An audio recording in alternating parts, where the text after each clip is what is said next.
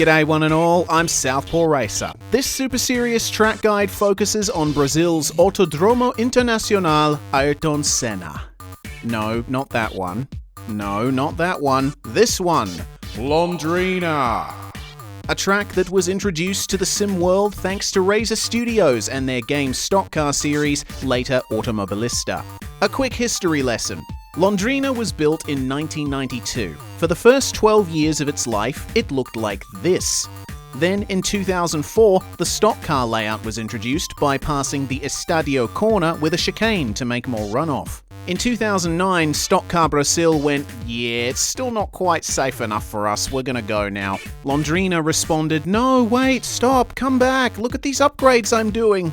Stock Car Brazil turned back around and said, yeah, okay, it's pretty good. And thus was created the layout we are driving today. A layout that is short, fast, flowing, and a bottomless well of infernal rage. Let's begin the lap, shall we? The start-finish straight is not straight at all. It's difficult to tell where exactly it ends and the first turn begins, but you'll know you're in it once you're there. It seems innocuous, a gentle sweep to the right, but then it tightens up out of nowhere, and just like that, we are thrust into a true contender for the worst chicane on the planet.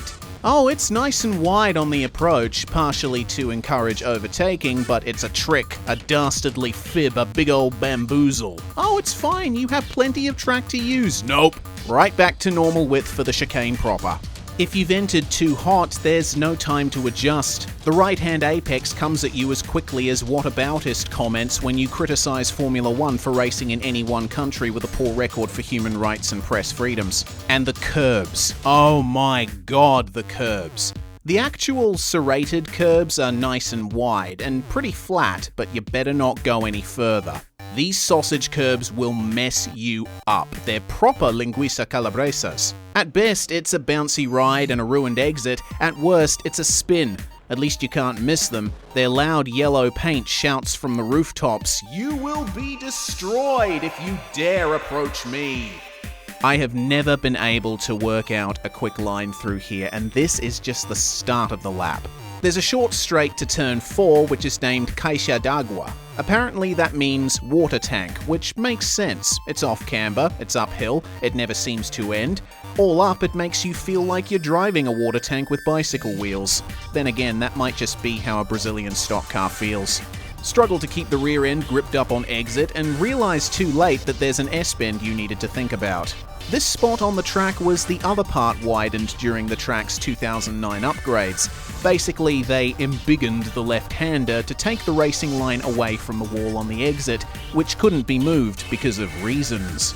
A consequence of this is that it's rather hard to figure out what the fastest line actually is. Considering this leads on to the back straight, an ideal exit is very important. So, how about we employ the old trial and error approach? Okay, let's try going tight into the right-hander to straighten the run through the left. Oh, my spine! 6 months in the hospital, 30 operations, and 5 years of physical therapy later, I still haven't established a consistent upload schedule, and I'm ready to give this chicane another go. This time, I'll avoid the sausage curb and aim for the big inviting curb at the sharp apex. Here we go then. Oh, my spine again! So, I have now destroyed my suspension twice, I've crippled myself beyond repair, I still have half the lap to go, and I still haven't worked out the fastest way through this chicane. What am I supposed to do now? Wait. If I can calculate... Oh my god. I'm actually doing it. I've hacked into the mainframe. Now I can deploy machine learning algorithms to create a virtual Senna. Then I'll use deepfake technology to put him in my car, and he can work out the optimal line for me. In fact, why stop there? I can use input from all the great Brazilian drivers. Massa, Piquet, Fittipaldi, Barrichello, Castroneves. F*** it, let's throw Max Wilson in there too. Oh, it's beautiful. Modern technology at its finest. Just a few more iterations to go. It's gonna take terabytes of data from the Telstra exchange down the road, but damn it, I can do it! Finally, it's time. Give it to me.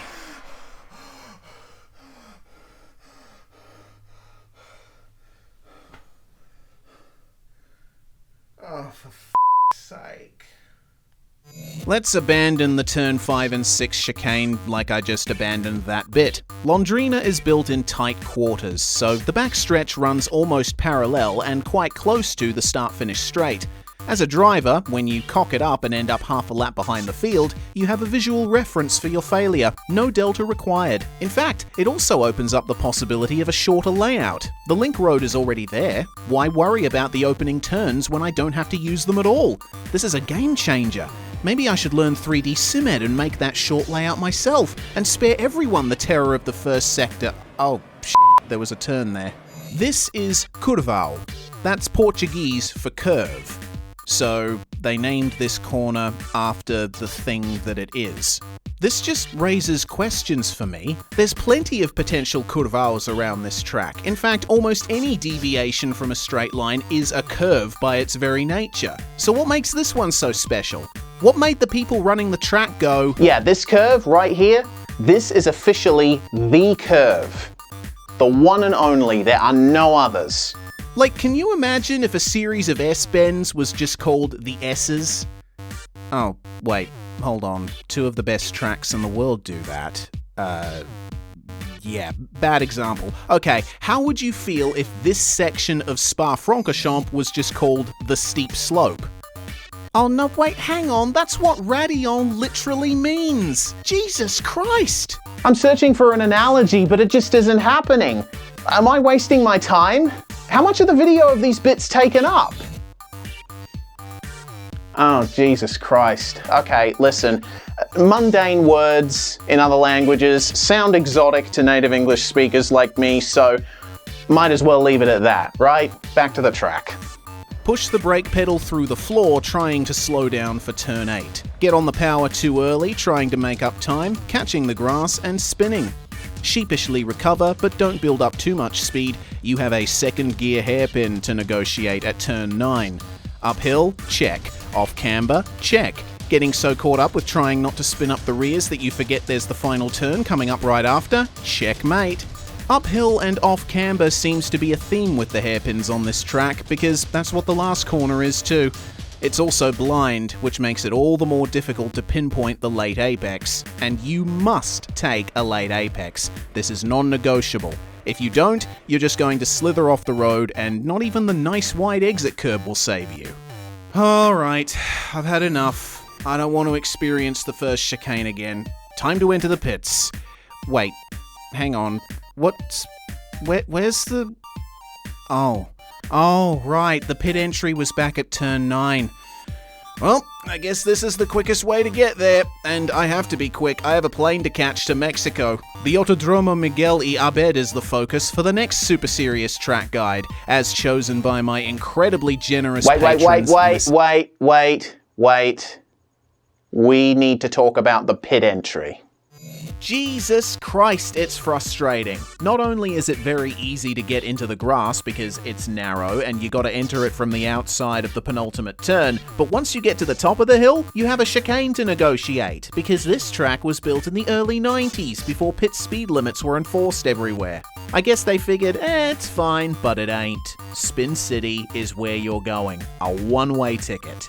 Oh well, I made it in, so now we can properly thank my patrons. Everyone listed here, as well as my super serious supporters. Adam Miller, Callum Crayston, Cisco Scaramuzza, CJ Flash 99, Ira Felberg, Jay Kennedy, Jess Moore, Keenan, Mr. Aero HD, Michael Hollinshead, Pub with No Beer, The Original Sticks, Thomas Clarendon Blair, and Tom Hins.